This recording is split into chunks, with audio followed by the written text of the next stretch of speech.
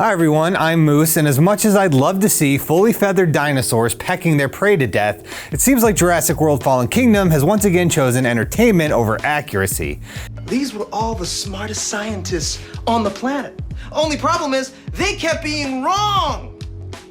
Sometimes. Oh boy. In the 25 years since the first film debuted, our understanding of dinosaurs has changed drastically, but the ones on screen haven't. If you don't know Jurassic Park, you don't know shit. The original movie wasn't perfect either, but with its army of genetically engineered animals, Fallen Kingdom especially leans towards the fiction part of science fiction. Still, that's not necessarily a bad thing. Spare no expense and hold on to your butts, because this is why Jurassic World doesn't care about science. Now, in order to explain that, we have to go back to the birth of the series, because 25 years ago, Jurassic Park was on the cutting edge of dinosaur research. Ever since Richard Owen coined the name in 1842, dinosaurs have captivated scientists and civilians alike. But for over 100 years, the dinosaurs in our imaginations were very different beasts. We thought of dinosaurs as cold-blooded, lumbering, dim-witted reptiles, way more Godzilla than Gallimimus. We just couldn't imagine something so big moving with that kind of grace and speed, and we sure as hell couldn't see how a 100-foot-long Diplodocus could evolve into a hummingbird. Our knowledge changed drastically beginning in the 1960s when discoveries by paleontologists like Robert Bakker and John Ostrom led to a revolution in dinosaur science. Their studies of the recently discovered Deinonychus established that dinosaurs were lively, active, warm-blooded creatures as opposed to the sluggish, scaly giants we had always envisioned. Just tear up the rule book on it.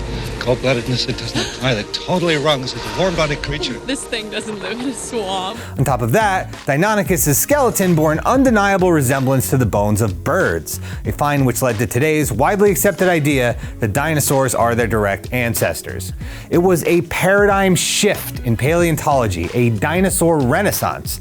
But unless you were reading academic journals or digging up the bones yourself, odds are you still thought of dinosaurs as Barney, not badasses. It would take a game-changing sci-fi masterpiece from the man who invented blockbuster films to finally spread the truth about these terrible lizards and inspire a new generation of dino-crazy kids.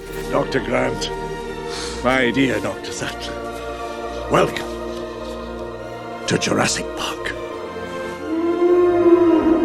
I cannot overstate the impact Jurassic Park had on our imaginations. On top of being a terrifying sci-fi thriller and a revolutionary leap forward in special effects, it completely changed the way we perceived dinosaurs. Today, the idea of birds as dino descendants is commonplace, but back then, we were all that annoying little kid on Grant's dig site. More like a 6-foot turkey. In the same way Grant blew his mind, Jurassic Park blew ours. Spielberg's dinosaurs dazzled us with their majesty and grace and scared the shit out of us with their speed and brutality. Mr. Hammond, I think we're back in business.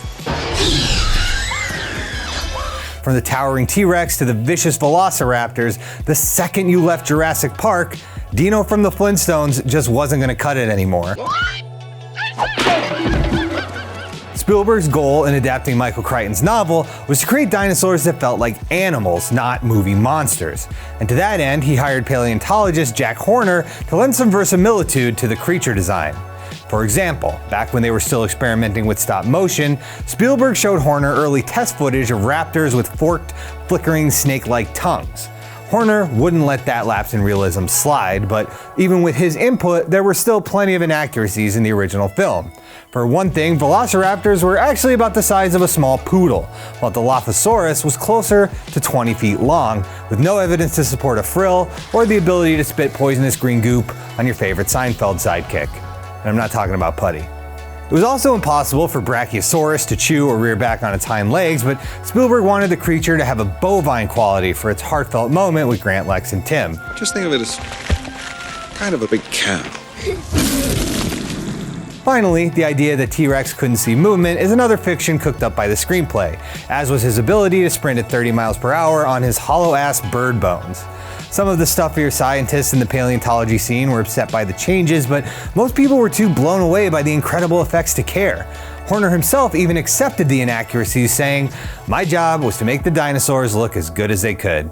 He created actors for Spielberg to direct, not carbon copies based on the most current science possible. It's a good thing too, because science always marches on. When Jurassic Park first premiered, scientists were already speculating that dinosaurs had feathers, and by the time the sequels rolled around, it was all but confirmed. Yet despite the latest findings, the Lost World kept the reptilian raptors, and so did the third movie, although they threw a few quills on top of their heads. Alan. But it was a far cry from the colorful, fluffy, feathery birds of prey in real life. But the movies were in a tough spot. If you keep the dinos as they were in the original, you risk looking misinformed and behind the times, like a dinosaur, for lack of a better term.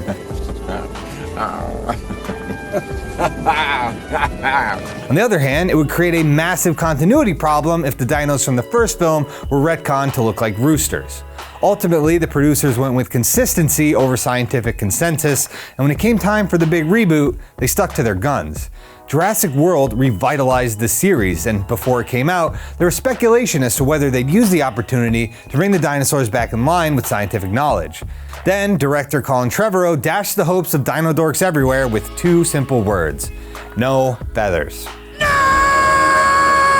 And once the movie released, we were treated to a whole host of new inaccuracies. That massive mosasaur, for one thing, it's not even a dinosaur, and at most it would be about 60 feet long. And unless they had jetpacks, there's no way those pterosaurs would be able to lift up full-grown humans, although unlike the third movie, at least they don't have teeth this time. And yet, despite all these inaccuracies, nobody cared. They were just enjoying the movie. See, nobody cares. And it went on to make a shitload of money, proving that when it comes to the Jurassic Park franchise, it's okay to be inaccurate. For one thing, it's kind of baked into the premise. These aren't one-to-one replicas straight from the amber, they're just Frankenstein best guesses.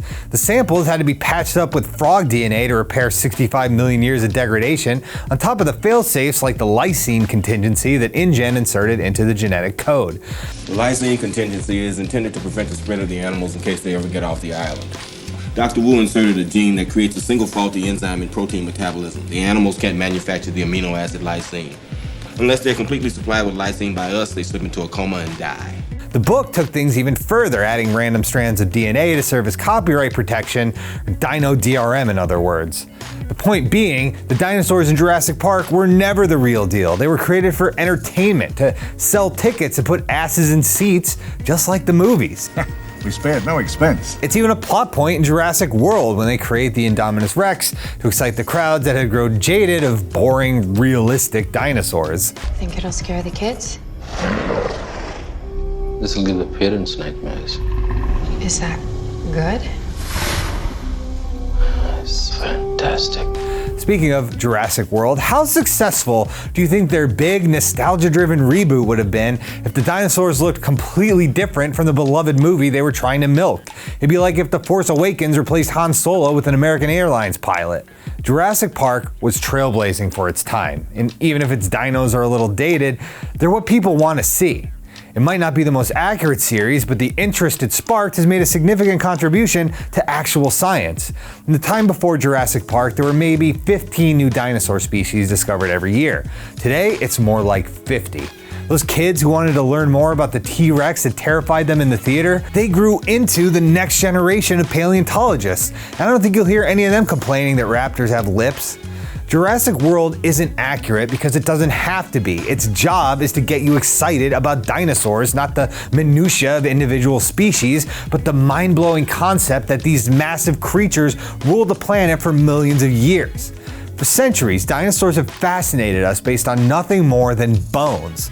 We may never bring them back to life, but the big screen is the next best thing. Jurassic World could retcon everything and provide squawking, scientifically accurate dinosaurs, but as the esteemed Dr. Grant once said, Where's the fun in that? Thanks for watching, everybody. I know where I stand on the scientific accuracy argument, but now I want to know, do you care that the dinosaurs don't have feathers? Would you watch a Jurassic Park or any movie with dinosaurs chasing after you with big frilly feathers? Would you like our videos better if I had feathers? Please leave a comment, let me know, and while you're down there, please subscribe to NowThis Nerd.